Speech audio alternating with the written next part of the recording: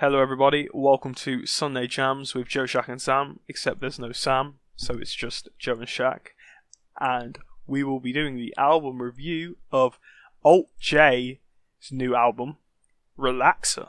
So let's jam. So, Alt J are a indie pop group that formed in Leeds in our home country. They was it about 2012, I think they released their first album? Yep, they are composed of 3 members, I believe. But they get a lot of people in to, do shit because they don't just only do things by themselves, in a sense. Especially on this album, there's a lot of, guest musicians, guest vocalists, there's a lot of, stuff going on, but fundamentally it's a trio. And this is their 3rd album, which came out this year, obviously. So starting off with the highlights, the good thoughts. My first immediate good thing about this album is that I like how because I went back and I listened to An Awesome Wave. I wasn't really familiar with Alt J before we decided to review this album. So I went back and I listened to An Awesome Wave. And I think I've heard a song or 2 off the 2nd album, but I haven't listened to the whole album yet. And the first thing that hit me and the thing I really liked about the beginning was just how on Alt J Free Worn Words is. It's definitely an unusual choice for a lead single. Yeah, and it's quite grandiose. It's quite there's lots of orchestra, not just in this. There is in a few different parts of the album, and it's just a lot more big and grand than an album like An Awesome Wave was, which was a lot more more what you'd expect from indie pop. There's almost almost progressive feel to, especially this first song, to Free Worn Worlds. Yeah, it almost has a medievally vibe to the vocal style and the melodies that come in before the lead singer's melodies come in. Yeah. It sounds very medieval and like a minstrel telling a tale or something. Right, yeah, it definitely has that traditional folky storytelling vibe going on. Yeah. And I think it is, for me, it is definitely one of my highlights. I really like how there's lots of different vocals. I think there's 2 of the members sing, and then there's also the female guest vocal here and on a later track as well. And so I like the diversity of vocals, because obviously as a story, to have multiple voices, it feels more like a story, So I like that aspect of it. I like that there's a trudging through the music, which does emulate a travelling vibe, especially with the bold, thick bass in the intro and the drums that are very paced. One thing I really love about this song also is when he says, "Oh, these free worn words." I love how that burst in the mix with those really rich, clean strings coming. Yeah, up until that point, the song is super loose and quiet, and it doesn't feel like a pop song at all. Yeah, exactly. But then it kicks in and it doesn't feel like it's gonna have a chorus up until that point. Right, yeah, I know what you mean. I'm not sure if I'd call this song a highlight. Right, but okay. I do really enjoy a lot of it. I like the buzzing synth towards when the female vocals come in. Mm-hmm. There's a buzzing, humming bass line kind of thing with the piano stabs and everything. Mm-hmm. Thought that was really nice. It almost sounds not sinister, but dark, as they're saying the things they are to him. Right, yeah. I get what you mean. I really like the heavy pulsing bass, and like you were saying about how it's dark. There's this eeriness and this somberness of the instruments. Even though there's this really bright guitar as well, there is definitely this darkness to the way the instruments are all arranged. It's kind of weird though, the actual story behind the song, the whole story itself. And this is a general. Actually, no, I'll get onto that later because that's more a low light. So yeah, I think this is a really good beginning to the album myself. I feel like it was a surprise from what I'd heard of Alt J. It was definitely them taking a chance with their sound, I think, which I did definitely appreciate and which I do like a lot. It definitely is something I didn't expect from Alt J. Mm-hmm. Especially as the lead single. That's such a strange choice. Yeah. Making that the lead single feels like a statement, as we're going a different direction with this album, and here's a taste of that, I guess. Yeah, I can appreciate that. Mm-hmm. And then next on is In Cold Blood, which is another highlight of mine. Fucking banger. Yeah, that was a highlight of yours as I well. love this song. Mm-hmm. I really love the kind of funkiness of the kind of binary bit, the 0-1-1 bit. I like how it's very like rhythmic and stuff, and then it kind of breaks into the drum roll section. You know, where it kind of builds and builds. Kiss me. Yeah. And then I like the contrast of those first two sounds, and I really like I do really like his vocals. Like, I think I like the subtleness of his vocals and the kind of imperfection of his vocals. I can't remember which one is which, but I think it's Gus. I'm not sure. Who? The one with that voice, the one with the more recognizable voice.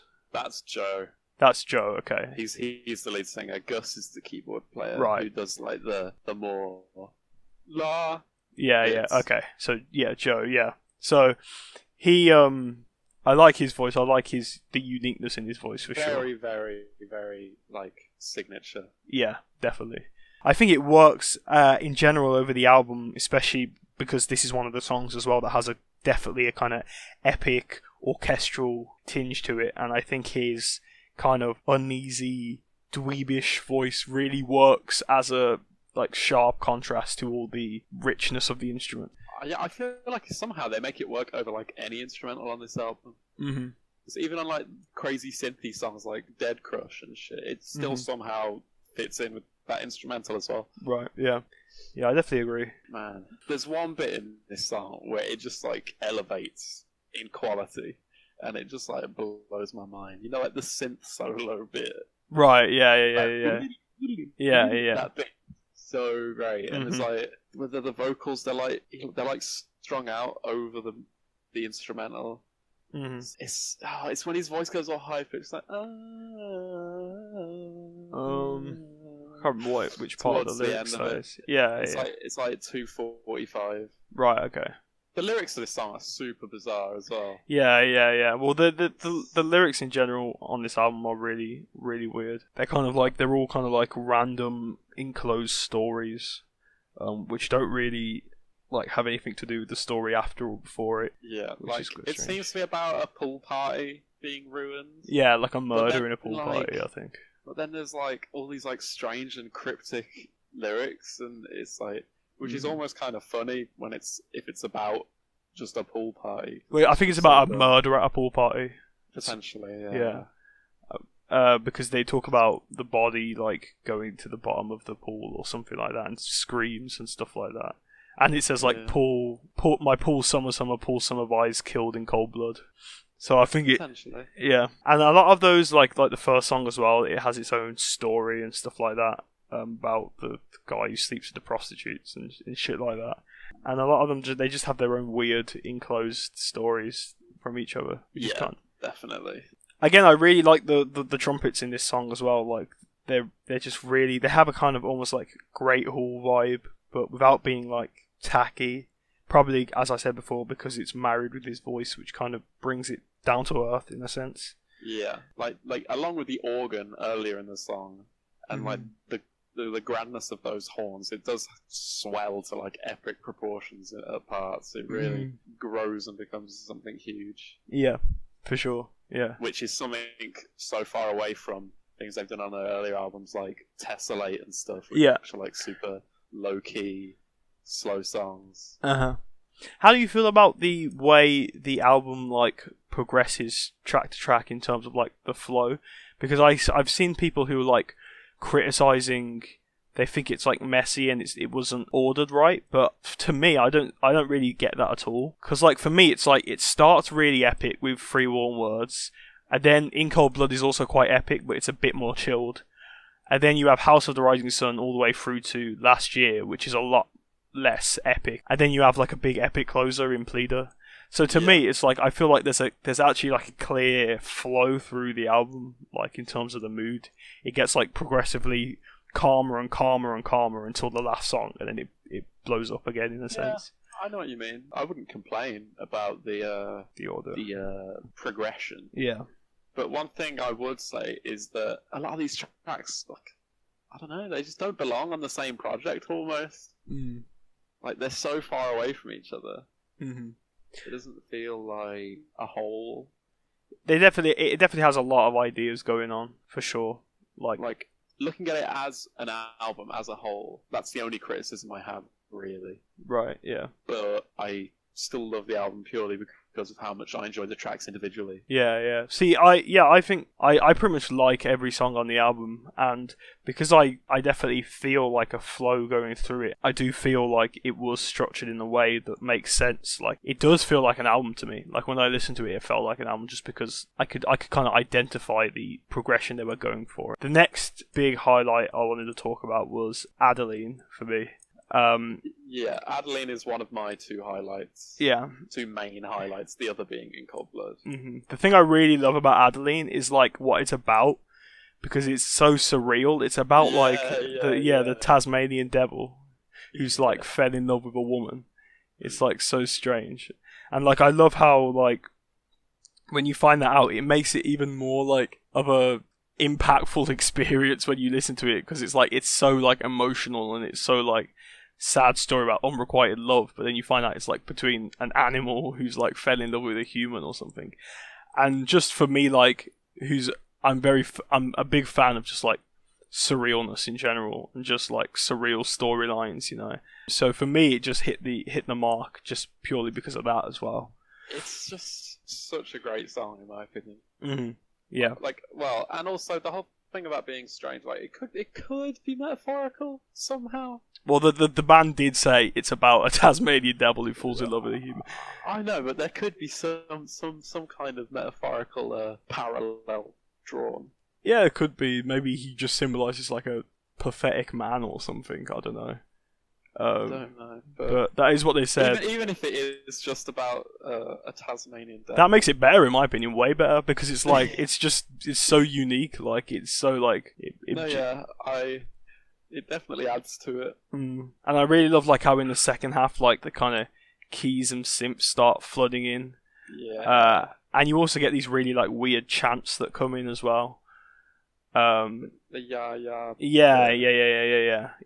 It's really good, and it's like pounding drums. And it becomes very like soundtracky almost. And because it's set in like Tasmania, like, I feel like the percussion in particular does have this kind of jungle landscape thing going on. I didn't even think of that, but yeah, there is a certain tribal aspect, very primal, which I really, really enjoyed. And yeah, I just and his vocals towards the end as well get even like really nice towards the end. Like, they get better and better as the song goes on, even though they're good the whole way through. So yeah, really good song. But I had like 4 main highlights: 3 One Words, In Cold Blood, Adeline, and then Pleader, the last song. Okay. I love the hugeness of the song. I really also love there has this kind of Celtic-y, folky feel that comes in as well.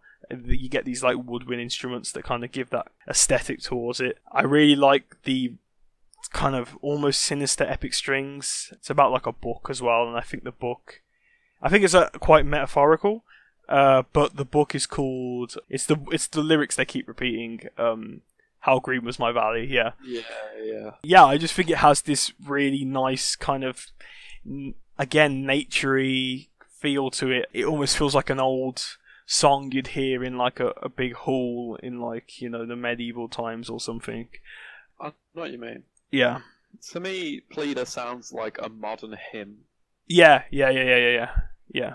Where it basically, for like most of it does just feel like a piece of classical music almost. I know what you mean. With a choir and an orchestra and everything.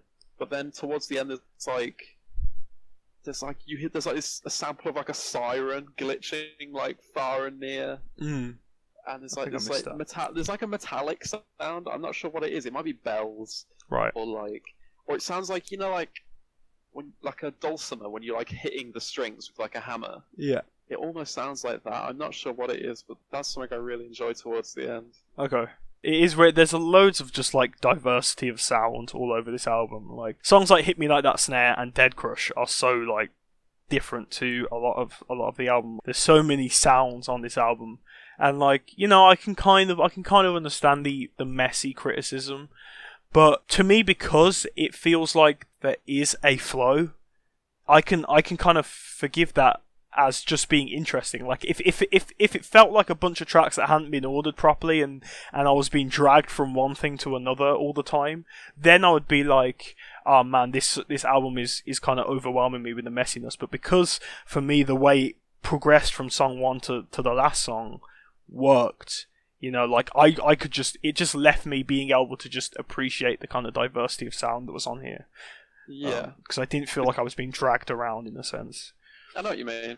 Like, even though the songs are super different, there is a feeling that something is kind of connecting the songs. Mm-hmm. And just like it's conscious of the moods it's taking you through in a sense, you know, like you know, Adeline to Last Year, though that kind of lull before the final storm, you know, because they're both real ballady, real slow songs. Yeah. Just stuff like that. I felt like they were conscious. They're not. I feel like they're not being given enough credit for like being conscious of the kind of controlled chaos of the album, I'd say. Yeah, and speaking of chaos, mm-hmm. I feel like Dead Crush and Hit Me Like That Snare are also highlights. Not like highlights as much as Adeline and In Cold Blood. Mm-hmm. But I still really love both of those songs. Right, yeah. I feel like Hit Me Like That Snare had a real Lou Reed feel to it. It's so just like... Because it's so like droney and spoken mental. wordy and stuff. It definitely felt like something that like the Velvet Underground might have come out with. Very lo-fi. Yeah, very lo-fi. The vocals sound really loud and they're really like flat. And it's like, you know, there's a real like strangeness going on with that song. So yeah, I definitely feel I was just kind of blown away and excited when I heard that song. Like, this is such a cool turn in the album track list. Going straight from House at the Rising Sun to this is like a big change in pace and vibe, but definitely a welcome one, I feel, because I wasn't huge on House of the Rising Sun, but we can get onto that in a bit. Yeah. The Japanese lyrics in Hit Me Like That Snare, right? They come up again in Last Year. Yeah, they do. Yeah. Which is such like there must be some kind of personal. I feel like I have a suspicion that like Alt J could well be like weebs, just because of like the scene that they come from. You know, like the Leeds hipster scene. Like so many people like study Japanese and stuff like that. Yeah, I don't know. I can see that. I could kind of see them being really into Japanese culture or something for some reason. I don't know. I don't really know much about their relationship to Japanese. Also, did you catch the moon-shaped pool line drop in? Because they're like massive Radiohead fans, Alt J. Surprising, really. Nah. And then this is the thing, like when Alt J first came out, Pitchfork is known for hating Alt J and like bashing every album they put out. And when they put their first album out, like, they basically bashed it to say, like, they're just Radiohead clones. And I just don't understand how you can listen to An Awesome Wave and think it's a Radiohead, like, clone. I can hear the influence, but it's like, bands like Coldplay and Muse, I can hear it more than a band like Alt J. Like, I definitely don't see it. Yeah. I can hear the influence, but it's really, like, just an influence. Like, you know, it's not... It's far from rip-off. I think the reason why is because when they came out, people who loved Alt J were kind of saying stuff like, "Oh man, they're the new Radiohead," in a kind of sense of like they're the new indie arty group in a sense, you know, like the new indie group that's pushing towards art stuff rather than towards the kind of core indie fan base. And maybe they just kind of, as Pitchfork are probably like Radiohead bummers, then they probably just kind of got angry about that, I guess. I mean, I just don't care about what people say, like, oh, these are the new whatever. It's just like, who cares? Just like, what do you think of the music? Like, that's it. That's all that matters. The hype is the hype, you know. People hate it or love, you know, whatever. And this is the thing with this album. Like, this album, it hasn't really been received that well anywhere. I feel like a lot of people aren't a big fan of it. But, you know, I listened to it for a first time, then I kind of find out it was getting kind of negative reception. And, like, I listened to it a second time, I was like, no, I still don't get it. I still don't get why this album is not being liked. Because to me, I just think it's really good, you know. And I do really enjoy it, but there are a couple of moments in which it doesn't grip me quite as much. Yeah, well, we'll move on to the lowlights now. In terms of lowlight tracks, I'd say no song really is a lowlight. But if I had to pick like a couple lowlights, it would be House of the Rising Sun and Hit Me Like That Snare. Okay. But we'll start with House of the Rising Sun. I feel like this song's kind of boring in a sense. I mean, one thing I do like about it is the kind of picking patterns and the way the instruments being played. It feels really Leonard Cohen because it's like really like fast, like a barrage of like playing in the same way that he does in like loads of his songs. Yeah, like similar to like on Avalanche. Right. Yeah. Yeah. Like a lot of his songs use that similar kind of picking pattern. I feel. And I feel like that was one of the things I liked about this. And and there's also this kind of sliding guitar, which has a nice contrast in playing to the picking one. But I don't know, like I just didn't put much down after this. Like I when I saw it in the track list, I was skeptical. I was like, I don't know why people are obsessed with doing House of the Rising Sun covers. Like, I get it's like a really good like old song, but it's like, what more can be done with this song? Like what? Like, I get that you can just put a little spin on it, but it's not gonna be special, Yeah, you're not gonna. I think it's kind of cool that they kind of added their own verses. Yeah. Which is kind of something you have to do, but which added like a kind of new branch off story. To right. It. Yeah. No, for sure. Like, they added stuff to it, but I just feel like, why even do it in the first place, in a sense? Like, yeah, like when put between In Cold Blood and Hit Me Like That Snare, it just feels like a super dead moment to me. Yeah, and it's the only part also where it's like, maybe that wasn't put in the right place. Like, maybe that should have come a bit later on, because it was just like you say, like In Cold Blood, Hit Me Like That Snare, Dead Crush. Every song around it is just totally different to it. I kind of just wish it was a different song. Right. Yeah. I feel like if it was after Hit Me Like That Snare, the quiet moment might have been a bit too long. Right, okay. Yeah, I know what you mean. Yeah, I know what you mean. I really just didn't write much down about it. Like, I just felt like it was kind of Like, after 3 times, it didn't really stick with me. Yeah, like, well, I like House of Rising Sun. Like, yeah, typically. Yeah. Unless it's like Five Finger Death Punch covering it. Oh god. I'm pretty sure they did cover it, didn't they? Maybe. I don't even want to think. I think they did. I feel like they did. Yeah. My brain's probably tried to like erase it. But yeah, I love like, Bob Dylan's version, for example. Yeah, it's a classic. Yeah. But and apparently this song also features like 20 different classical guitarists playing. Yeah. In like whether it's all at once or in different parts, but apparently right. there's like loads and loads of people playing on this track, which kind of adds that weird like folky communal feeling to it, I guess. Right, yeah. Sounds very dense. Mm-hmm. But yeah, definitely a little bit of a low light. Mm-hmm. Yeah. And the only reason why I also put Hit Me Like That Snare as part of the low light is because I really don't like the end bit. That whole what's it that he keeps repeating at the end? The "fuck you, I'll do what I want to do" thing. Yeah. It just felt like, why is this Fuck even? you. Why is this bit even like on the track? It just felt like a really awkward bit, and it didn't really fit with the tone of the song or the rest of the song. And I just felt like it was so like unneeded, I guess. I don't know if I agree. Really? I think like the song itself is like this weird like sexual, like rebellious, wild, crazy song. Yeah. So I feel like, and like the structurally as well, it's just verse after verse. It's kind of relentless. There's no refrain. There's no the chorus. So I feel like this at the end, kind of sums it up a little bit, maybe. I guess it's just like this final rebellious, wild refrain. Yeah.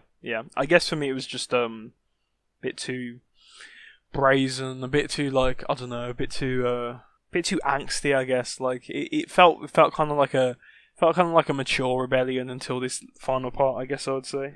One of my main criticisms of the album in general was just because lyrically I felt like people talked about the mess of this album, but I felt like really the mess was just the lyrics of every single one of these songs being like a completely almost unrelated random story, and it kind of felt like a lot of these stories also weren't particularly like profound or particularly had like something big to say. They just kind of felt like a little short story about something or some scenario in a sense. And like Dead Crush is about like literally like their deceased crushes. Like I love that song, man. I do like Dead Crush. I do. Yeah, I definitely really like Dead Crush. But I just mean lyrically, it was just kind of weird and like. Yeah, it's out of nowhere. Yeah. But I do really like Dead Crush. Yeah, I just like how synthy and just like breathy and buzzing it is. Yeah, and really bass heavy as well. Like catchy, yeah. Really deep. And I believe no.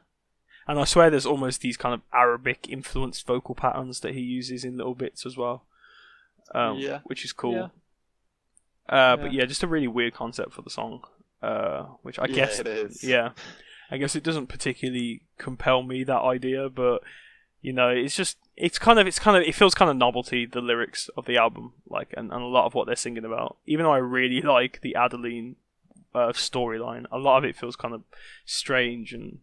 Yeah, I kind of like that though. It just feels like these like strange little ideas for little songs that they just put together and they just kind of worked. Like a lot of them are about love or sex and stuff. Yeah. So I guess there is a general theme. Yeah.